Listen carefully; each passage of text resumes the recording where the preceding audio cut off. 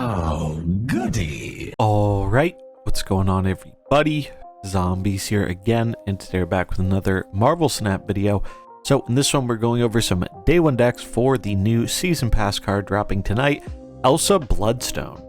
Elsa Bloodstone is a 2-cost, 2-power that reads, if you play another card to fill a location, give it +3 power.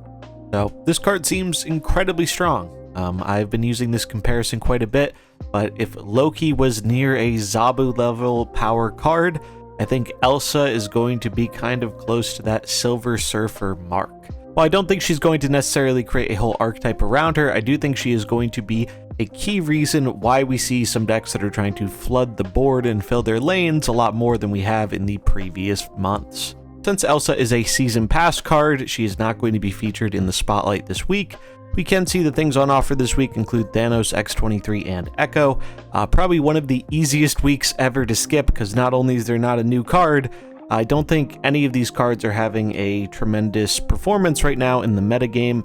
Thanos, probably the best of the bunch, but definitely still taken down a notch by his nerf last month.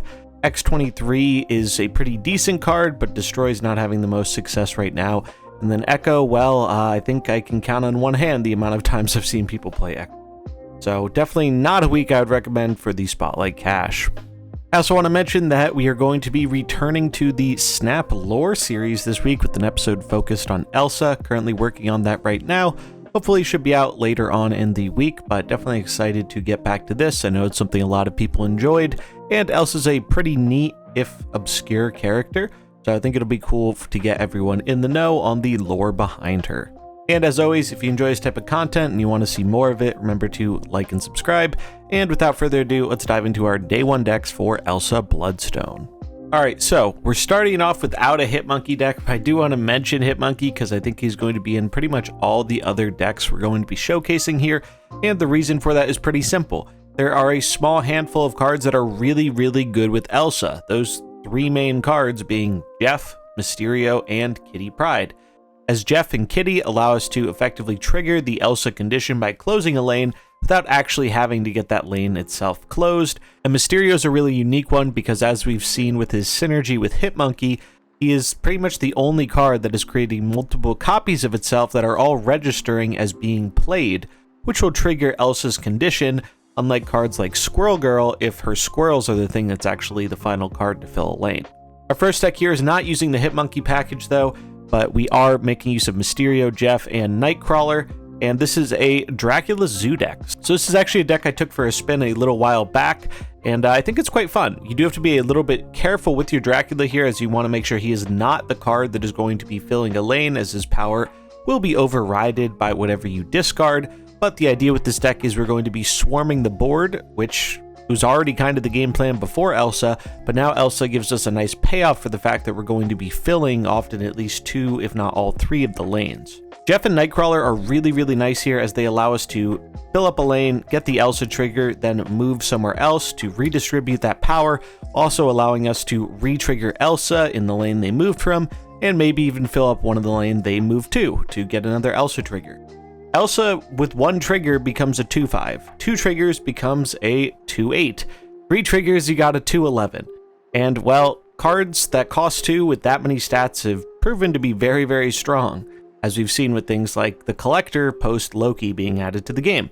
So I think Elsa has a lot of power here, it synergizes nicely with the deck is already trying to do. I think the only card here I'm a little uncertain about is Nebula, mainly because I think a lot of people are going to resume playing Kitty Pryde with the addition of Elsa, in which case Nebula gets worse. However, if you're not running into a ton of Kitty decks, Nebula is one of the best 1-drops in the game, but she's also a card you by no means need to play this deck.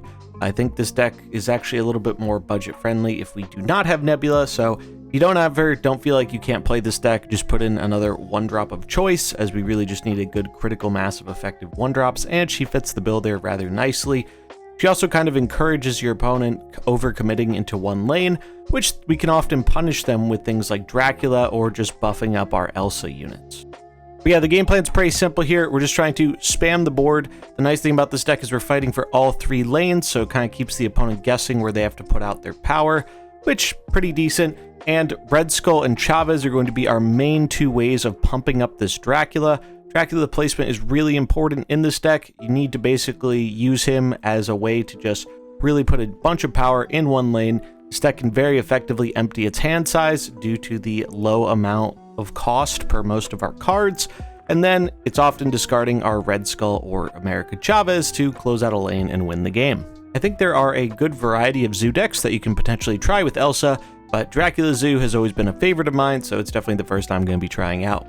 Then we have the Asgard Monkey deck. So this is a pretty neat one. I've seen some people playing recently. I think this was actually first popularized by one of the Second Dinner team, Glenn Jones. And the idea here is we're doing a Hit Monkey kind of deck. However, we're not a bounce deck. Kitty Pryde's really the only source of bounce in the entire deck. What we are trying to do, though, is we are trying to play a lot of cards on the final turn to get a really, really big Hit Monkey, while also juicing up other stuff like Bishop and Angela along the way. And Elsa just contributes to that game plan very effectively. Thor is nice because it gives us another big thing that we can get down early, and then we can use Jane to draw the hammer, as well as our other zero-cost cards in Wasp and Yellow Jacket, which gives us a ton of fuel for our Hit Monkey and gives us a lot of cards to play, so that way we get as many Elsa triggers as possible. Luke Cage is very important in this deck. Not only does it give us protection from a tech card that I think is going to become very popular starting tonight in Shadow King, but it also makes our Yellow Jacket not have any risk of hurting us, which is good. I really do expect Shadow King to become a huge, huge tech card with the addition of Elsa, as a lot of people are going to be doing Kitty, Angela, Hit Monkey shenanigans. So Shadow King just seems like a natural counter, and Luke Cage is the counter to that counter. Moby is pretty important here. Not only does it weaken Loki decks, who I think will often have a harder time utilizing our combo pieces as effectively as we can, especially if they're getting them later on in the game, but on top of that, it shores up our weakness against Wave, which is one of the hard counters this deck previously had. It remains to be seen if this will be more consistent than Bounce or not, and we're actually going to take a look at Bounce here in just a second. But I do think it's a fun and interesting way to play the Hit Monkey archetype if you don't want to go all in on the bounce direction. Speaking of bounce, though, we have a bounce deck here, and I think bounce is going to be really, really strong again with Elsa. I played bounce to get my Infinity avatar earlier this week, and yeah, it felt really, really good. That was before the Kitty Pryde nerf. Kitty Pryde nerf definitely took it down a peg, but not to a huge degree. I've actually won with the game post nerf without having to need Kitty all the time. The core of the deck is just strong enough, I think. And Kitty basically gets kind of unnerfed with this, right? Because if you have an Elsa out and she's pumping Kitty once by 3, you basically have reduced the impact of the initial Kitty nerf, which is really good because that helped out this deck a lot. And the ceiling is a lot taller because if you hit Kitty twice with it, that's +6. That's huge.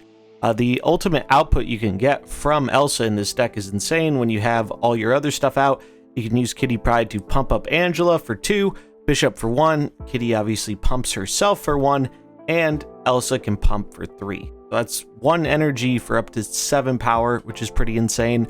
Bast also really good here. Bast has a lot of good hits.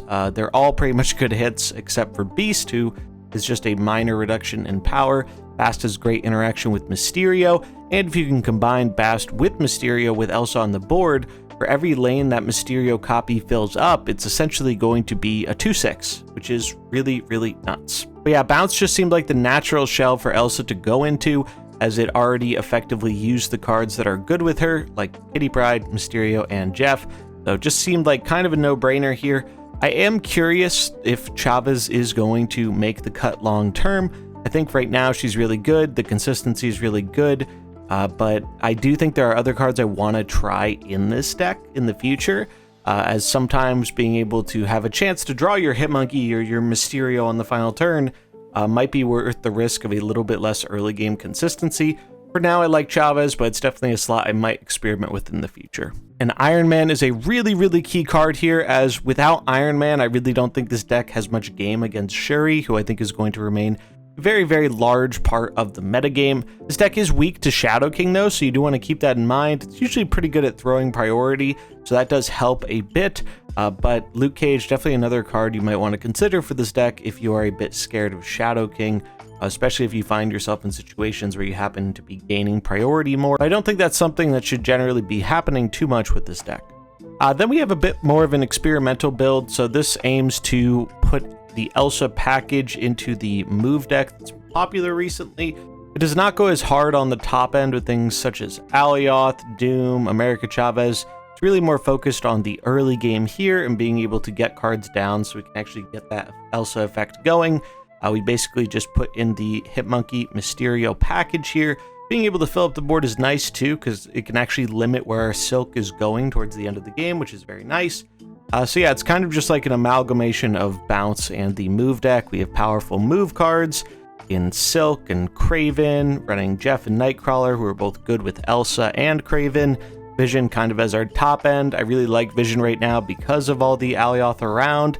Vision can kind of keep them guessing and make it so they can't easily win a lane with it that they might otherwise be able to. Mobius definitely helpful here, just shutting down the Loki matchup, which is traditionally good against these style of decks that have a decent card quality, and it helps us protect against Wave, which is an obvious counter to the Hitmonkey shenanigans. But yeah, if you like Bounce, if you like the move stuff, I think this is a pretty neat way to go that kind of gives you a little bit of what both those decks have to offer. And the last deck of the bunch is one I'm really hoping works because I miss playing it, and that is a Sarah control deck. So, as I mentioned previously, Shadow King looks like he is going to gain a lot of value here. Shadow King seems absolutely nuts in a world where people are playing Angela and Elsa and Kitty. It just seems really good for totally swinging a lane, as long as your opponent doesn't have a Luke Cage. But if they do have a Luke Cage, that's okay, because we have the most cringe tech card in the game, Rogue, here to save us not only from Luke Cage, but also from one of the other most cringe tech cards in the game, Mobius.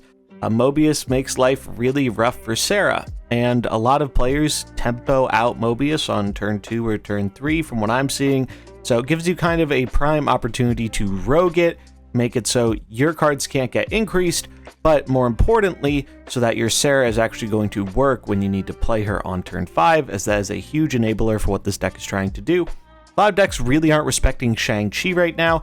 I do think if there is an abundance of Shuri, there's a decent chance the Sarah deck will do well. So not only can it do a decent amount of power output on its own with things like Angela, Kitty, Elsa, Bishop, and the Hitmonkey combo, but on top of that, we have Rogue and Shang-Chi, which can really just flip a whole lane on its head, as can Shadow King. So I think if you're looking to play a more reactive tech style of game, Sarah Control is probably going to be the way to do it. Now, you don't necessarily have to use Rogue. You could also use Enchantress in this spot. I think there are pros and cons to both. I think one of the pros of Rogue is if they tempo out Mobius on 2, which I have seen a lot of people doing, you can just nab it on 3. As outside of Bishop, we don't really have a lot of 3-drops for trying to tempo out on curve. Usually it'll just be a 2-drop alongside Kitty if we happen to have her. But other than that and Bishop, there really isn't a lot we're doing on turn 3 with this deck, so that is kind of why I like Rogue here. Or you could include Kitty with Rogue on turn 4. But Enchantress definitely just as good of an option here depending on your preference, as it does cost a little bit more, but you are getting much better stats for the cost. But that's going to wrap it up for this one. Hope you enjoyed it. As always, deck links will be in the description if you want to import any of these into the game for yourself. And let me know in the comments which of these you're more excited to try out, or if there's a deck that you didn't see here that you're excited to make use of Elsa in. But that's going to do it for this video. I'll be live streaming with this card shortly after release, so if you want to see some games, check the link in the description, and I'll catch you in the next one. Peace.